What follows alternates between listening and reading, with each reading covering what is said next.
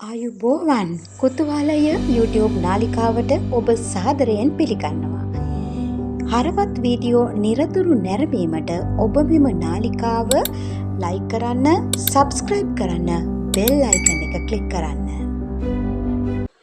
උතුම් වූ රත්නමාලී සෑරදුන් වටා විශේෂයෙන් එහි බටහිර හා උතුරු දොරටුව ඉදිරියේ අද වන විට මල්ලාසන ලෙස භාවිතා වන ඔබ මේ දකින ගල් නිර්මාණ මෙම ස්ථානයේ තිබූ ඒවා නොවේ.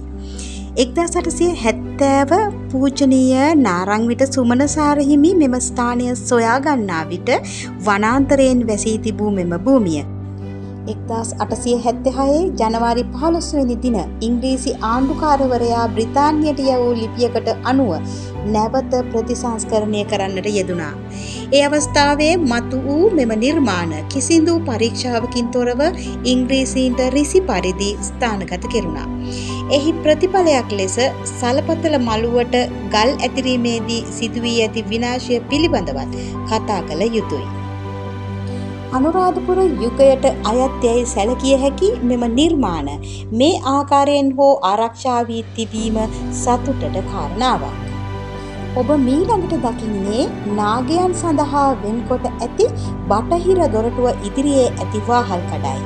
ප්‍රතිසංස්කරණය නොකොට 1876 දී මතු කරගත් ආකාරයෙන්ම තබා ඇති මෙම වාහල්කඩ ඉදිරියේ ඇති මල්ලාසන වෙතයි අවධානය යොමු කිරීමට මේ සූදානම. කුසගින්න සියලු සත්ව සංහතියටම පොදු වුවත් මිනිසාට මෙන් හිතාමතා කටයුතු කිරීමට හැකියාවක් නැති මෙම වඳුරන් බුදුන් උදෙසා ඉතා ශ්‍රද්ධාවෙන් පූජා කර ඇති මෙම කිරි ආහාර ඇතුළු අනිකුත් පූජාවන් ආහාරයට ගන්නවා. මෙම චෛත්‍ය ආරක්ෂක කමිටුවේ නිලධාරීන් හා ආරක්ෂක අංශ නිලධාරීන් උන් පළවා හැරීමට දරන උත්සාහයත් අප දුටුවා.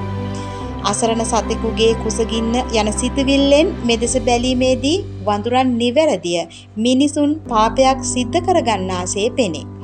සතෙකුට උවත් කෑම ගන්නා විට පහර දීම බෞද්ධ අපේ සිරිතක් නොවන බැවිනි.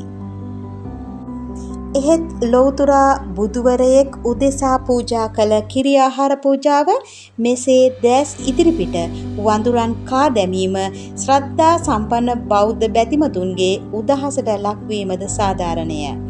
කෙසේ හෝ මෙම සිද්ධියෙහි යම් අඩුවක් නොගැලපීමක් දක්නට ලැබෙන බැවින් හා වඳුරන්ගේ කරදර ඇත්තේ මෙම පූජනීය ස්ථානයට පමණක් නොවන හේයින්ද මේ සඳහා නිසි පියවරක් ගත යුතුව තිබෙනවා. බැතිමතුන් ගැවසෙන ප්‍රදේශයෙන් මෙම වඳුරන් ඉවත් කිරීම සඳහා ප්‍රායෝගික ක්‍රියාමාර්ගයක් ගැනීමට බලධාරීන් උත්සුක වන්නේ නම් එය කාගේත් යහපත පිණිස හේතු වනු ඇත. ස්තුතියි.